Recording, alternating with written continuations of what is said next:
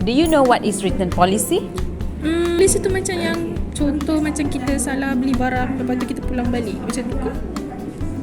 So itu je kot yang I tahu. That's the meaning of written policy that I know. Okay. So where do you ever heard of it? Well, back when I kerja before, I kerja part time at supermarket, I guess.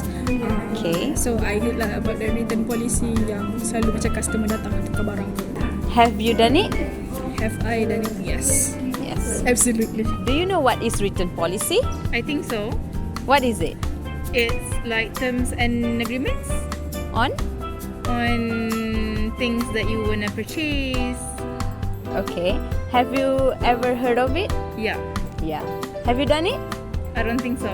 Don't think so. Yes. What is it? Return policy is something that you can get if you want to buy something but you wishes to return it back, so you have to go under that policy. Where have you heard it? I usually heard it on online purchases like Shopee or Zalora and etc. Have you ever done it? Yes. Okay, thank you.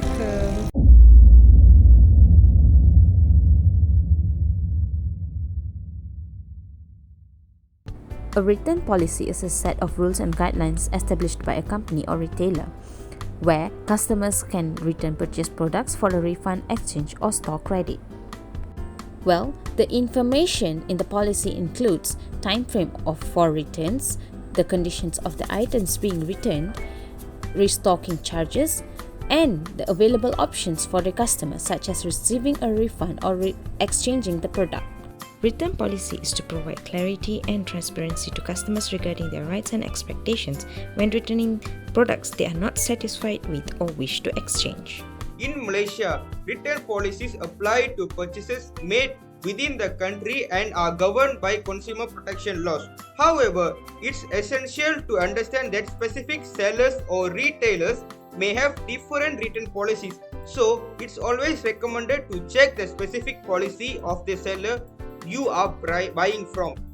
According to the second element, the norms of a written policy in Malaysia typically involve a specified time frame, often around 7 to 14 days, for initiating a return with the product expected to be in its original condition and accompanied by proof of purchase. So, there are several consumer protection guidelines and regulations that provide some level of protection amongst consumers. The first one is Consumer Protection Act 1999. Have you ever heard of this act? Yes, this act is designed to protect consumers from unfair practices and provides certain rights to consumers. It covers aspects such as product safety, misleading advertisements, warranties, and unfair contract terms. While it doesn't specifically outline written policies, it established the foundation for consumer protection in Malaysia. Okay, let's move to the second one, which is the Sales of Goods Act 1957.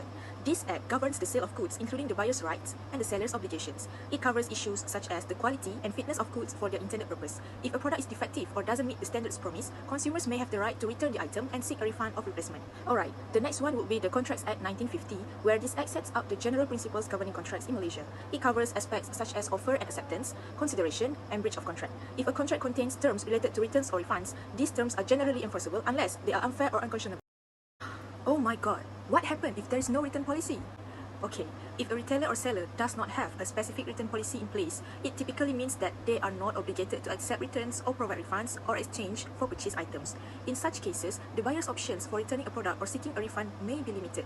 Here is what could happen if there is no written policy. Okay guys, first and foremost, no returns accepted. Next is case-by-case consideration.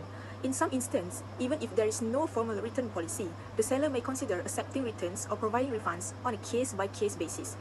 As we already know, both written policies and cool-down periods vary depending on the retailer, seller, or specific jurisdiction. It's important to review the terms and conditions as well as the written policy. Some additional tips that I would like to give is to always keep the receipt. Secondly, inspect the goods carefully when you receive them. Keep the goods in good condition until you have returned them. Follow the seller's instructions for returning the goods. This will help to ensure that the return is processed quickly and smoothly.